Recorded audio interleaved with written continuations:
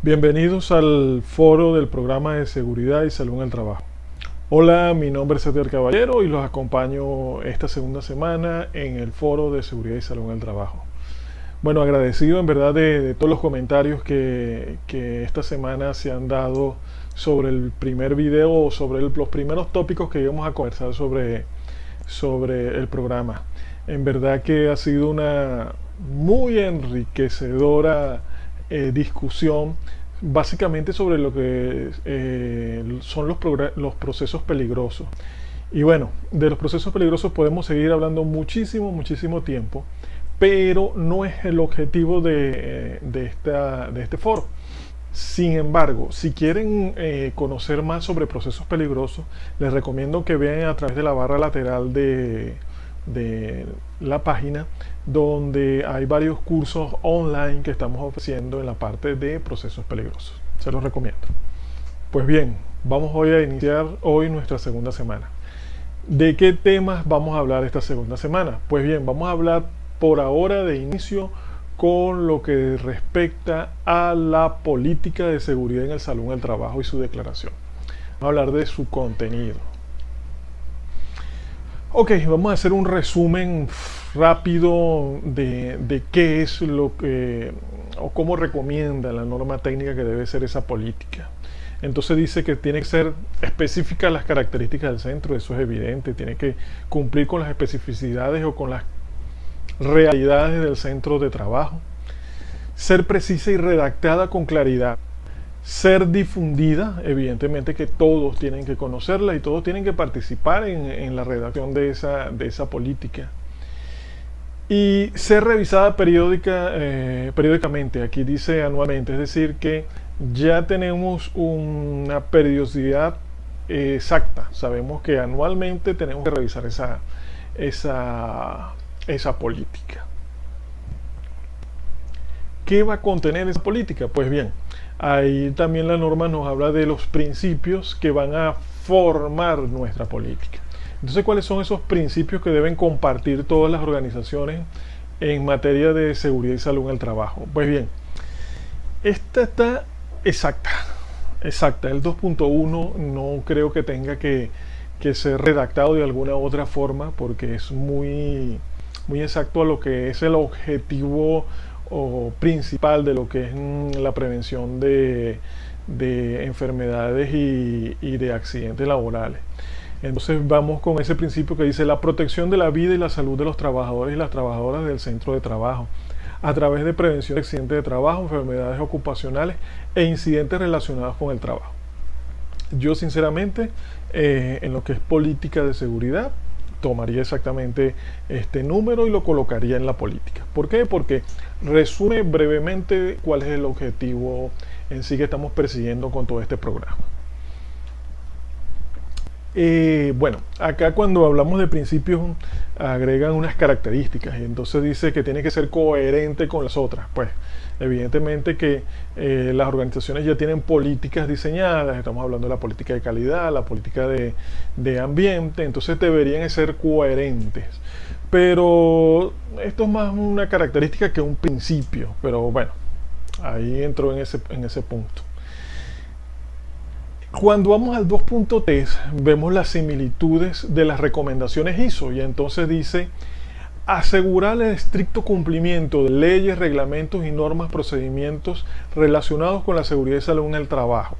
Es decir, ya vamos por nuestro segundo pilar básico que debería estar en esa política y es asegurar el cumplimiento legal. ¿Cómo podemos tomar como referencia las normas ISO cuando estamos hablando de política?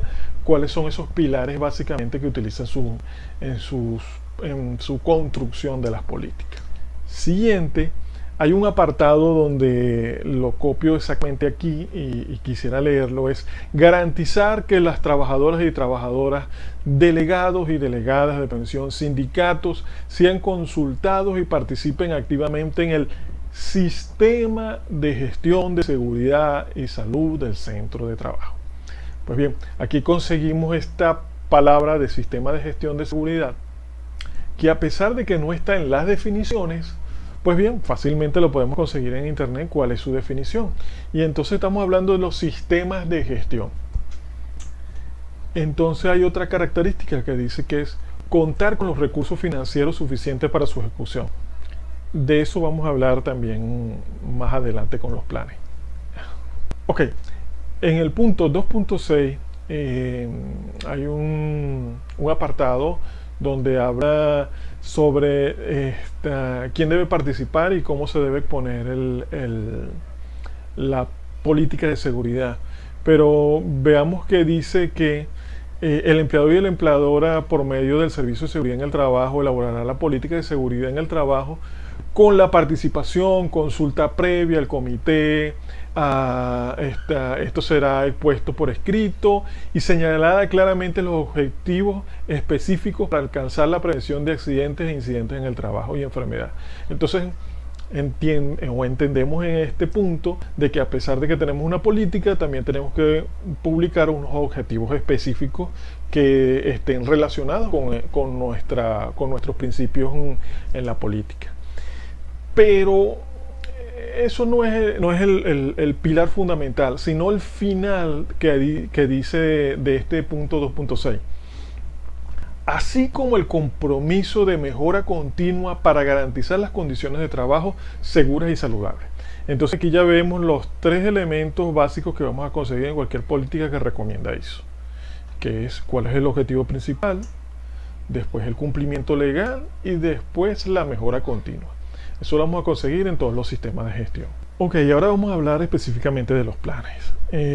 Vamos a hablar de los aspectos que forman el plan.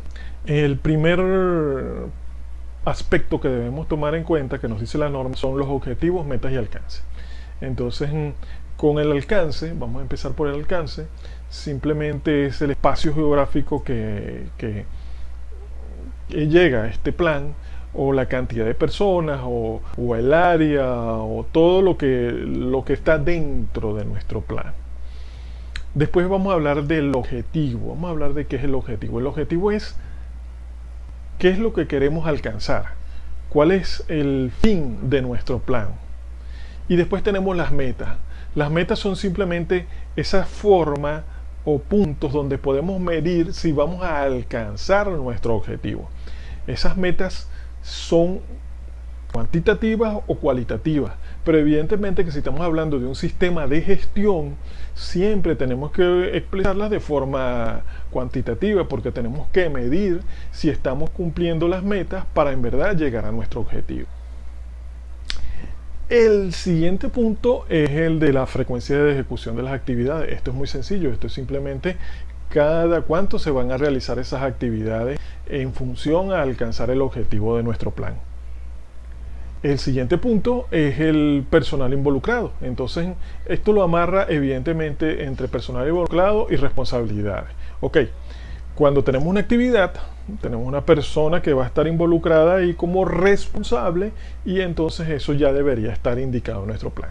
¿Quién es la persona que va a realizar esa actividad y cuál es su responsabilidad en esa actividad?